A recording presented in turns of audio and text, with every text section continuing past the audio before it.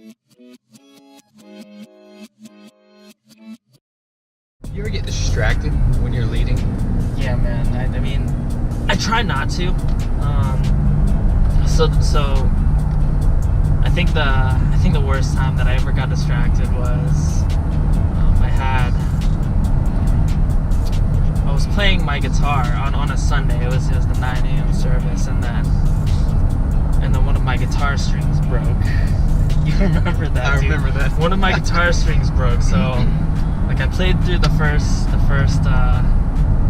part of the set, and I just kept going. I had to just kind of figure out another way to play some of the things that I was playing because I was missing a string, and I was a little flustered. I could tell that I was a little just like shaky, and like for me, like I grew up performing and doing all these things on stage, and in those moments,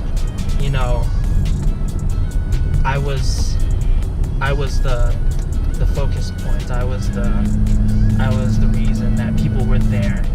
People wanted to go and see me sing or dance or do whatever I was doing at the time. But when I lead worship at the church and when I find myself getting distracted,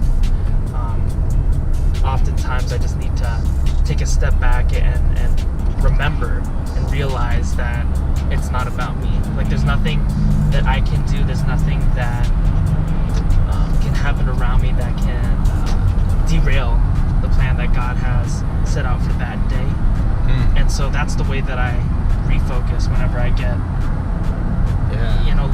lost in a moment that distracts me. When I see someone in the congregation just like on their phone, like I just remember why I'm here, right, what I'm doing, and then I just look up.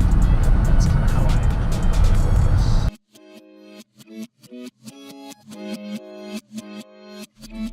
I think it's honestly even easier on the stage to get distracted. Like I would even say, and some people might not feel that way, but I mean it's easy to get distracted when you're not on stage because you got your phone there. It's easy to feel like, oh my gosh, I gotta pee for like the 8th time. Don't want to walk out during the message and all these things. But I think it's almost easier when you're on the stage to get distracted because you're trying to focus on God and God only. Yeah. But there's so many things that want to pull you away from that. And so I like that, just remembering that ultimately it's not about me. I'm not here for me, but ultimately I'm here for God. Yeah, and I think that's natural. And when if you take a step back and think about how, the way I was describing worship as not just a song and not just anything like that. If you think about it on our everyday lives, there's things all around us that are going to be distracting us. Right. Some of the people that we meet, they're gonna want to just tear you down and make you feel bad about yourself. But then you have that unique opportunity to tell them something or to show them some grace. Right. In these moments. So when you take a step back and you remember that it's not just on a Sunday when you're worshiping, but it's like whenever you're out and about, just in everything that you do to glorify Him.